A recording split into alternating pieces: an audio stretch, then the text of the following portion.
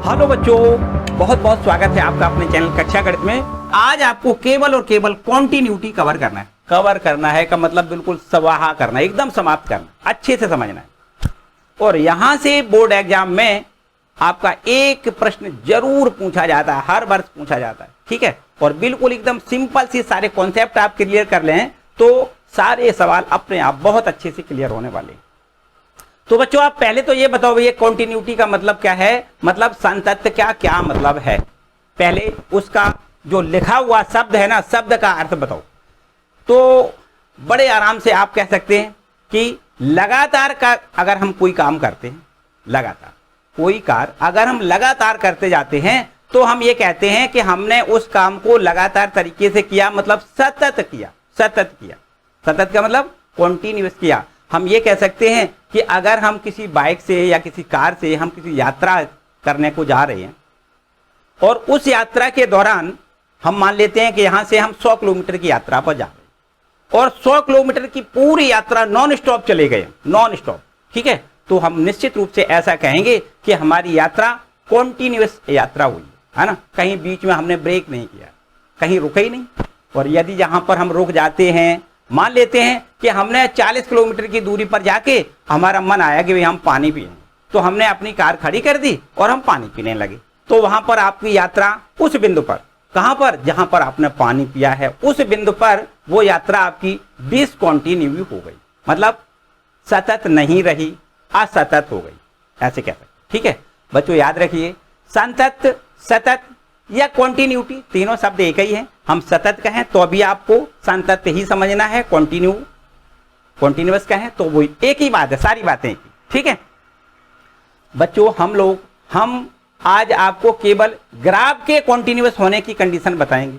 यहां पर हम यात्रा के कॉन्टिन्यूअस होने की या किसी काम के कॉन्टिन्यूअस होने की यहां पर बात नहीं करेंगे। हम किसी भी फलन के कॉन्टिन्यूअस होने की बात करेंगे कि फलन हमारा सतत कब, संतत कब होता है, ऐसा समझना है आपको।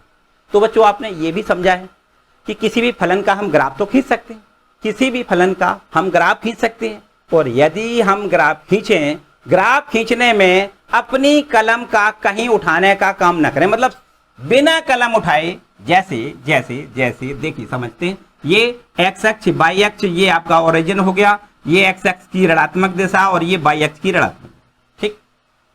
और यहां से अगर किसी फलन का ये मान लेते हैं कोई फलन हमारा y बराबर एफ एक्स है और इस फलन का यदि हम यहां पर ग्राफ खींचें और ग्राफ खींचने में कलम कहीं ना उठाएं, ऐसे ही चलते चले जाएं, तो इसका मतलब निश्चित रूप से यहां से यहां तक ये हमारा फलन जो है कैसा हो गया, कॉन्टिन्यूअस हो गया, ठीक है, सातत्य हो गया।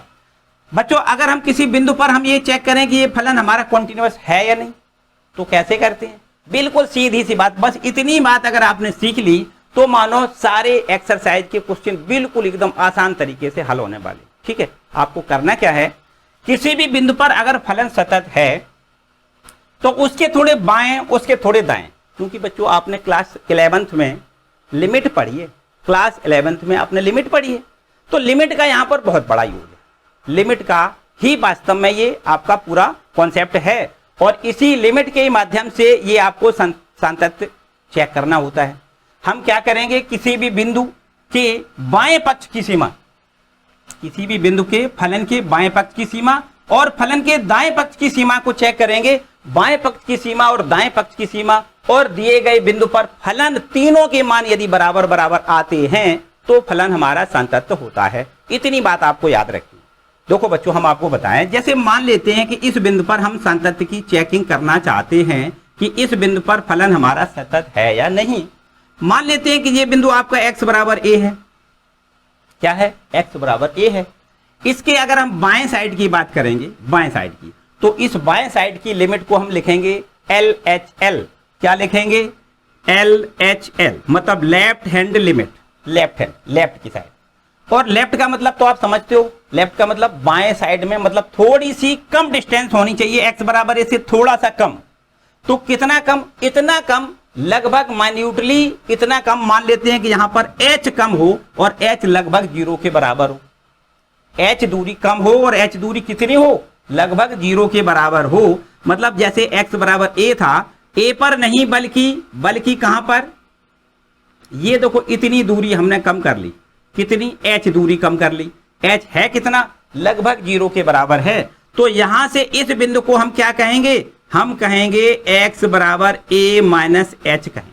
कितना कहेंगे, x बराबर a माइनस एच कहेंगे। हम बाएं साइड में आए ना, पहले तो यहां से यहां तक की दूरी हमारी x बराबर a दूरी थी, यहां से यहां तक की दूरी a दूरी थी, उसमें से हमने h दूरी कम कर ली। अब दूरी कितनी बची, a माइनस एच दूरी बची। तो a माइनस एच दूरी पर आपको यहां पर लिमिट का मान निकालना है। और इसी प्रकार बिल्कुल यहां से थोड़े आगे की ओर बढ़े, थोड़े आगे कितने, मान लेते हैं h दूरी आगे बढ़े, और हमने बताया h है कितना, लगभग 0 है। ऐसे समझो कि वही बिंदु है, थोड़ा सा कुछ है ना।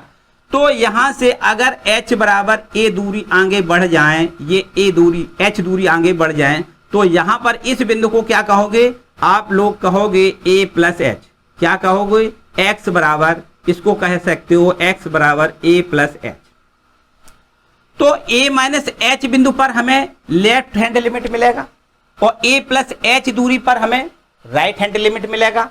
तो यहां पर अगर left hand limit, right hand limit और एट दी पॉइंट, मतलब x बराबर a पर फलन का मान, अगर तीनों का मान हमें बराबर बराबर मिल रहा है, तो हम कह सकते हैं कि हमारी फलन कॉन्टिन्यू है। मतलब हमारा फलन कैसा है, कॉन्टिन्यू है। मतलब हमारी जर्नी कैसी है, कॉन्टिन्यू है। हम यहां पर चेक करते हैं, यहां पर चेक करते हैं, और ये यहां पर x बराबर a पर चेक करते हैं। तीनों जगह पर समान मान अगर मिलता है, तो ये हमारी यात्रा समझो कॉन्टिन्यू है।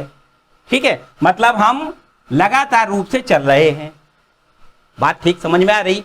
तो आपको करना क्या है, देखो अभी हम आपको ये बता दें करना क्या है। देखो लेफ्ट हैंड लिमिट आपको निकालनी है। हमने जैसा कि बताया बच्चों कि भैया लिमिट आपने जो क्लास 11th में पढ़ी है, उसका आपको आना अति अनिवार्य है। बाय द वे अगर नहीं आती है तो घबराइए नहीं, हम अभी आपको क्वेश्चन करवाएंगे, सारी प्रोसेस आपकी क्लियर हो जाएगी। ठीक है, अभी हम आपको उस चीज को भी बता देंगे जो क्लास 11th में आपने पढ़ी। ठीक है, हम लोग क्या करते हैं, पहले लेफ्ट हैंड लिमिट निकालते हैं, और लेफ्ट हैंड लिमिट निकालने के लिए करते क्या है, जैसे मान लेते हैं कि x बराबर a पर हम लेफ्ट हैंड लिमिट निकालना चाहते हैं। ठीक है, तो यहां पर हम ऐसे लिख देते हैं, limit x tends to a, और यहां पर माइनस का निशान लगा देते हैं। लेफ्ट हैंड लिमिट निकालने का ये आपका, और यहां पर फलन लिख देते हैं। तो यहां पर ये लेफ्ट हैंड लिमिट निकालने का सिंबल है ना। अभी हम आपको बताएंगे, कहीं परेशान नहीं होना है आपको, कैसे निकालोगे अभी बताएंगे। फिर इसके बाद राइट हैंड लिमिट निकालते हैं, तो उसको हम ऐसे लिखते हैं, limit x tends to a plus, मतलब x टेंड्स टू a से थोड़े दाईं ओर, x tends to a minus का मतलब बाईं ओर। तो बाईं ओर के लिए लेफ्ट हैंड लिमिट लिखते हैं और दाईं ओर के लिए राइट हैंड लिमिट, मतलब प्लस का निशान लगाते हैं, fx यहां लिख दें। ठीक है, तो लेफ्ट हैंड लिमिट निकालेंगे, राइट हैंड लिमिट निकालेंगे, और इसी बिंदु पर fa का मान निकालेंगे। और यदि ये तीनों बराबर आ जाएं, fa बराबर लेफ्ट हैंड लिमिट बराबर राइट हैंड लिमिट आता है, तो x बराबर a पर फलन हमारा सतत कहलाएगा। क्या कहलाएगा, x बराबर a पर हमारा फलन सतत कहलाएगा। बस इतनी सी बात आपको सीखनी है। अभी ये सब कुछ अभी हम बताएंगे, आपको परेशान होने की जरूरत नहीं है, पूरी बातें एकदम क्लियर बताएंगे, एकदम स्पष्ट रूप से आपकी सारी बातें समझ में आ जाएंगी हम आपके जब क्वेश्चन करवाएंगे बच्चों। और आपको कुछ बातें याद रखनी है, मोटी मोटी कुछ बातें याद रखनी। वो कौन कौन सी बातें हैं, देखो बच्चों, कुछ फलन ऐसे होते हैं जिनको हम देखते ही बता देंगे कि हमारा सतत फलन है। कुछ फलन ऐसे होते हैं जिनको हमें केवल अवलोकन करना है, अच्छे से देखना है, और देख के हम बता देंगे कि हमारा ये फलन कैसा फलन है, सतत है या असतत है। कैसे, देखो ध्यान दें, कुछ बातें आपको याद रखनी है। जैसे अगर कभी त्रिकोणमिति फलन दिया जाए, क्या दिया जाए, त्रिकोणमिति फलन, तो त्रिकोणमिति जो फलन होते हैं वो सदैव सतत होते हैं। त्रिकोणमिति फलन सदैव सतत होते हैं।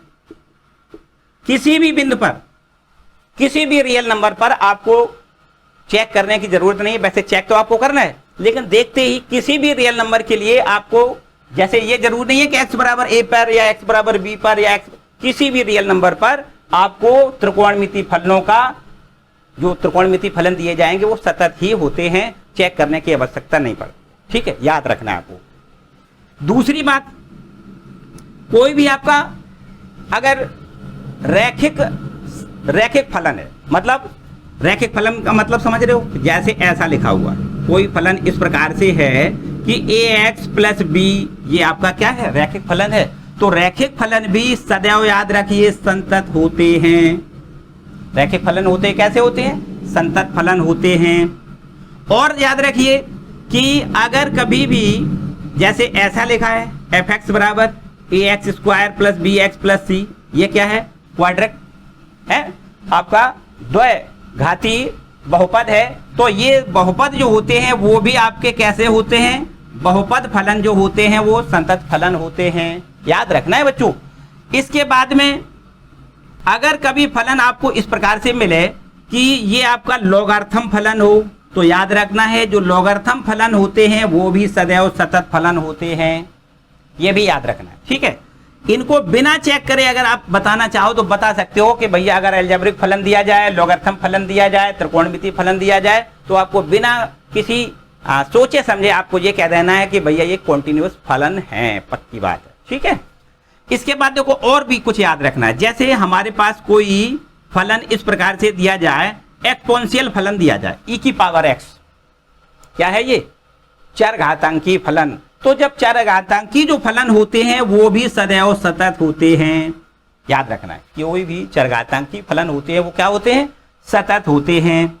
अच्छा भाई और बताओ, और कौन से, कोई मॉडुलस फलन हो तो वो भी सतत होता है, याद रखिए। कोई इस प्रकार से फलन लिखा है, इसमें ऐसे देखो मॉड में लिखा है, तो जो मॉडुलस फलन होते हैं वो भी सदैव, मापांक फलन जिसको कहेंगे, मापांक फलन होते हैं वो भी सदैव सतत फलन होते हैं। तो इस प्रकार बच्चों आपको इन बातों को याद रखना है कि अगर इस प्रकार के फलन कोई मिलते हैं तो ये सब फलन आपस में कैसे फलन होते हैं, सतत फलन होते हैं, ठीक है। और कुछ बातें याद रख लो, क्या, कि जब कभी दो सतत फलनों का योगफल किया जाता है तो सतत फलनों का योगफल सदैव सतत ही होता है, इतना भी याद रखना है आपको। दो सतत फलनों का योगफल या दो सतत फलनों का अंतर सदैव सतत फलन ही होता है। दो सतत फलनों का गुणनफल भी सदैव संतत होता है। अगर कोई दो संतत फलन है उनको भागफल के रूप में लिखा जाए तो उनका जो भागफल होता है वो भी सदैव संतत ही होता है, ठीक है। पहला देखिए, पहला प्रश्न आपका क्या है, ये है एक्सरसाइज 5.1 का पहला प्रश्न है। लिखा है सिद्ध करिए कि फलन f(x) बराबर 5x - 3, x बराबर 0, x बराबर -3 तथा x बराबर 5 पर संतत है, हमें सिद्ध करके दिखाना है। देखिए बच्चों यहाँ पर हमें एक फलन दिया गया है, ये f(x) बराबर लिखा है कितना, 5x - 3, और हमें क्या करना है, x बराबर 0 पर संतत चेक करना है, x बराबर -5 पर भी हमें संतत सिद्ध करना है, और x बराबर 5 पर भी हमें संतत सिद्ध करके दिखाना है कि ये संतत है। इतना ही तो करना है। चलिए बच्चों बिल्कुल एकदम आसान काम। क्या क्या करना है आपको, x बराबर 0 पर पहले देख लेते हैं। यहाँ पर हम क्या करेंगे, x बराबर 0 पर हम यहाँ पर LHL, हमने आपको बताया कि भैया हम तीनों पॉइंट चेक करेंगे। कौन कौन से, left hand limit, right hand limit और x बराबर 0 पर फलन का मान। x बराबर 0 के थोड़े पहले, x बराबर 0 के थोड़े बाद की दोनों बिंदुओं पर हम लिमिट निकालेंगे और x बराबर 0 पर फलन का मान निकालेंगे। अगर तीनों बराबर बराबर आते हैं तो लिख देंगे x बराबर 0 पर फलन हमारा सतत है। बच्चों ध्यान से समझना है आपको, देखो ध्यान दें। अब अगर इस बिंदु को हम एक संख्या रेखा बना लें, यहां पर x बराबर 0 लिख देते हैं, यहां पर x बराबर 0 ये हो गया। और अगर हम आपसे कहें कि लेफ्ट हैंड लिमिट लेंगे तो इसका मतलब यहां से x बराबर 0 से कुछ कम, और वो कम हमने क्या बताया था, h बताया था। तो इसका मतलब हमें क्या करना है, 0 - h करना है। x बराबर क्या लिखना है, 0 - h लिखना है। इधर की ओर हम आ रहे हैं। और अगर हम राइट हैंड की तरफ जाएंगे तो क्या करेंगे, तो हम x बराबर 0 प्लस h करेंगे, मतलब h इसमें जोड़ेंगे। थोड़ी सी अल्प दूरी हमने बताया, h बराबर क्या है, लगभग 0 के बराबर है। ठीक है, लगभग 0 होने ही वाला है, ऐसे समझो। तो यहां सबसे पहले हम लेफ्ट हैंड लिमिट की बात करें, हम यहां पर लिखेंगे लिमिट x टेंस टू 0। ध्यान से समझो, हमने बताया भैया कि जो लिमिट हमने क्लास 11 में पढ़ी है उसका भी यहां पर बहुत बड़ा यूज होता है। क्या करते हैं हम, लिमिट x टेंस टू 0। हम कहां पर लिमिट निकाल रहे हैं, x बराबर 0 पर। तो आपको यहां लिखना है लिमिट x टेंस टू 0। चूंकि लेफ्ट हैंड लिमिट है इसलिए यहां माइनस का निशान लगाओगे, आप क्या करोगे, माइनस का निशान लगाओ। ठीक है, और फिर इसके बाद में देखो ध्यान दें, लिमिट, अब आप x टेंस टू 0 यहां लिखा है, अब इस x को हम क्या करोगे, 0 माइनस h से रिमूव कर दो। x बराबर 0 माइनस h से आप रिमूव कर दो। तो अगर x का मान, ध्यान से समझना आपको, x टेंस टू 0 का मतलब x का मान अगर 0 होता है, ये x के जगह 0 लिख दें तो ये हो जाएगा 0 माइनस h। और अब हम निश्चित रूप से ऐसा कह सकते हैं कि h का मान 0।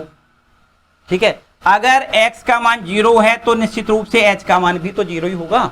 हम x टेंस टू 0 जहां लिखा है वहां h टेंस टू 0 लिखेंगे। हर स्टेप में आपको ऐसा ही करना है। क्या करना है, h टेंस टू 0 लिखेंगे और f ऑफ यहां पर क्या लिखेंगे, x के जगह पर हम 0 माइनस h लिखेंगे। मतलब ऐसे याद रखो, 0 से थोड़े पहले, कितने थोड़े पहले, h पहले, तो 0 में से h कम कर दो, है ना। तो x के जगह पे 0 माइनस h आपको लिखना है।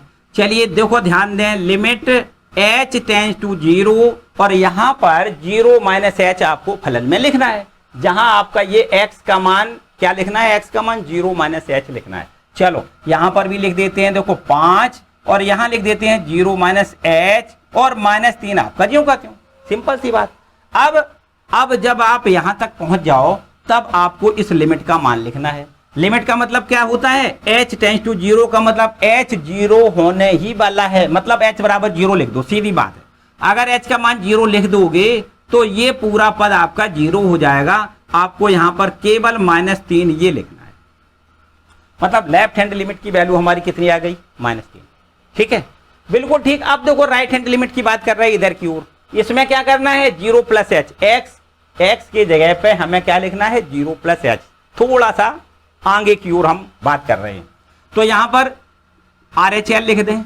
RHL बराबर क्या लिखेंगे, limit x tends to 0 plus, यहां पर देखो हमने क्या बताया आपको, RHL लिखने का ये सिंबल है, आपको ऐसे लिखना है x टेंस टू 0 प्लस, मतलब 0 पर दाएं पक्ष की ओर हम सीमा निकाल रहे हैं, दाएं पक्ष की सीमा निकाल रहे हैं।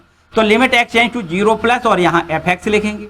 अब अगले स्टेप में क्या बताया हमने, x के जगह पे 0 प्लस h लिख दो भैया। तो यहां लिख देते हैं लिमिट, और यहां जब 0 प्लस h लिखोगे और x का मान अगर 0, देखो ध्यान दें, x टेंस टू 0 मतलब x का मान 0 लिखोगे तो h का मान कितना हो जाएगा, 0। तब आपको यहां लिखना होता है h tends to 0 f of x plus, ये देखो क्या करना है, x को क्या करना है, 0 प्लस h लिखना है। तो यहां लिख दें 0 प्लस h, इस x के जगह क्या लिखना है, 0 प्लस h। हर स्टेप में आपको यही देखो याद रखना है, यहां आपको ऐसे लिखना है x टेंस टू 0 और माइनस का निशान लगाना है, फलन वही लिखना है। और दूसरे स्टेप में h tends to 0 0 minus h लिखना है। यहां क्या करना है, h tends to 0 0 plus h लिखना है। हर एक प्रश्न में यही करना है बराबर। यहां आगे बढ़ते हैं, लिमिट h टेंस टू 0 और यहां पर फलन में 0 प्लस h आपको यहां लिखना है। देखो 5, यहां लिखना है 0 प्लस h और माइनस का 3। जब h टेंस टू 0 करेगा, यहां पर h का मान 0 की ओर अग्रसर होगा तो निश्चित रूप से ये आपका 0 हो जाएगा, आपको यहां -3 मिल जाएगा। ठीक है, और इसके बाद तीसरा जो हमने आपको बताया कि x बराबर 0 पर, अब फलन की वैल्यू चेक कर लो भैया, x बराबर 0 पर फलन की वैल्यू चेक कर लो। चलो यहां पर अब आपको लिखना है x बराबर 0 पर फलन का मान कितना होगा, मतलब f0 का मान कितना होगा, x की जगह 0। तो x का मान अगर 0 यहां लिखेंगे तो ये हमें 5 गुणे 0 -3 मिलेगा, मतलब -3। बड़े आराम से आपको अब दिखाई दे रहा होगा कि x बराबर 0 पर जो लेफ्ट हैंड लिमिट है वही राइट हैंड लिमिट है, वही x बराबर 0 पर फलन की वैल्यू है। तो इसका मतलब x बराबर 0 पर फलन हमारा संतत है। आपको यहां लिखना है, चूंकि x बराबर 0 पर LHL बराबर RHL बराबर F0, अतः x बराबर 0 पर फलन संतत है। क्या है भैया? संतत है। ऐसे आपको पूरा सवाल को हल करना है। हर एक प्रश्न को बस इतना ही करना है, ठीक है। तो बच्चों आज का वीडियो आपको कैसा लगा कमेंट सेक्शन में अपनी राय जरूर दें, और वीडियो अगर पसंद आया तो भैया इसको लाइक कर दें, और चैनल पर नए आए हैं तो चैनल को सब्सक्राइब जरूर कर लें, बेल आइकन भी दबा दें जिससे आने वाले वीडियो का नोटिफिकेशन आपको मिल सके। और साथ साथ बच्चों एक जरूरी बात कि इस वीडियो को अपने दोस्तों के साथ भी शेयर कर दिया करें, ठीक है।